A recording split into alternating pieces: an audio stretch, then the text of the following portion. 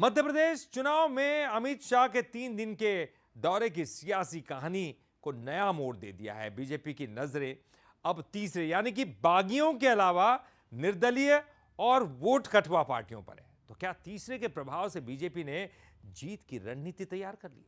इस खास रिपोर्ट में दिखाते हैं। अनिल कपूर की फिल्म वो 7 दिन का नाम तो आपने सुना ही होगा। फिल्म में 7 दिन में पूरी कहानी पलट जाती है। कुछ ऐसे ही मध्य प्रदेश की सियासत में थे शाह के वो 3 दिन। शाह आए और बीजेपी की पूरी कहानी को नया मोड़ दे दिया। जी हां, बागियों को मनाने की खबरों के बीच अमित शाह टीम बीजेपी को नया गुरु मंत्र दे गए, जिसके बाद बीजेपी अब तीसरे की मोहब्बत में गिरफ्तार होती दिख रही है।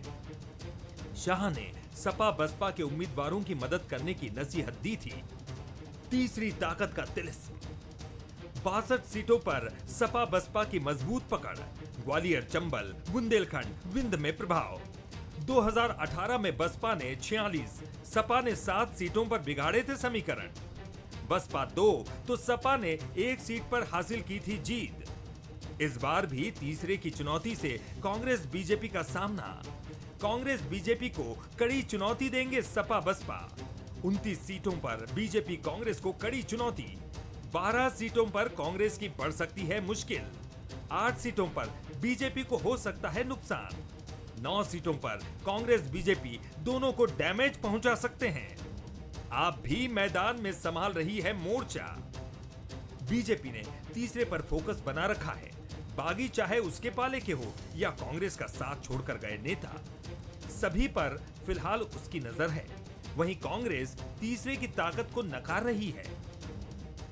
नजर बेशक है, मगर यहाँ सीधा मुकाबला कांग्रेस और भाजपा के बीच है। बाकी पार्टी जिनको लोगों ने ज्वाइन किया वो विचारधारा के साथ नहीं है, मगर या कांग्रेस से असंतुष्ट रहे हों या भाजपा से, उन्होंने आप और सपा को ज्वाइन कर वहाँ से टिकट मांगा है।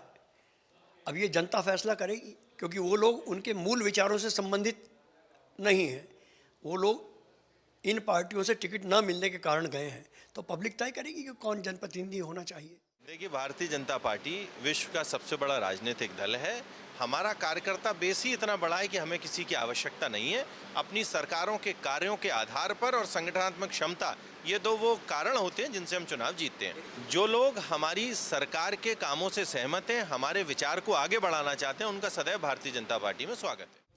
तीसरी ताकत बनने की फिराक में बसपा, सपा और आप कई सीटों पर मुकाबले में दिखाई दे रही है।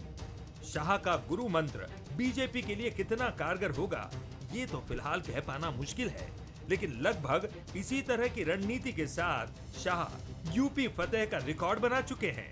इसीलिए बीजेपी के चाणक्य की रणनीति को हल्के में लेना ठीक नहीं होगा। Bureau report, Bansal news.